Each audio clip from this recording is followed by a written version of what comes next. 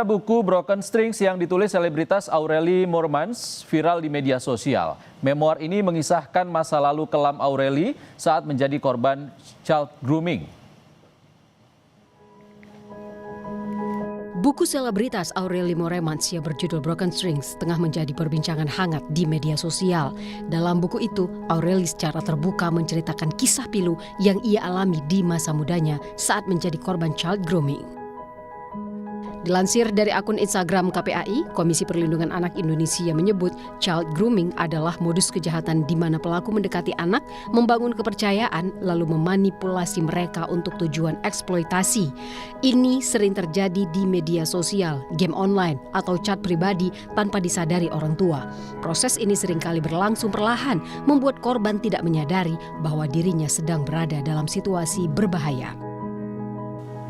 Komisioner KPAI, Dian Sasmita menjelaskan, child grooming masuk dalam ranah kekerasan seksual pada anak.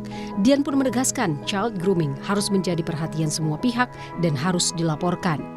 Dan child grooming ini masuk juga pada ranah kekerasan seksual pada anak ketika itu korbannya anak ya. Jadi kita tidak boleh lagi permisif atau menormalisasi, oh itu karena kasih sayang, itu karena perhatian, tidak. Namanya grooming itu pasti ada unsur manipulatif dan di dalam kerangka perlindungan anak, manipulasi, bujuk rayu, tipu muslihat itu bagian dari kekerasan terhadap anak. Karena di sana ada hubungan atau relasi yang tidak setara dan ada niat-niat khusus untuk memperdaya atau merugikan anak. Ini yang perlu juga tidak hanya masyarakat pahami, tapi juga aparat penegak hukum, termasuk para petugas penyedia layanan dimanapun.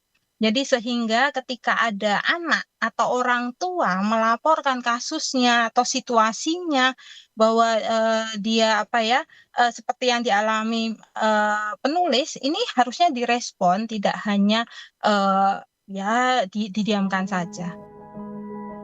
Melalui buku Broken Strings, Aurelie Moermans mengungkap bagaimana pengalaman tersebut meninggalkan luka psikologis yang mendalam dan memengaruhi perjalanan hidupnya.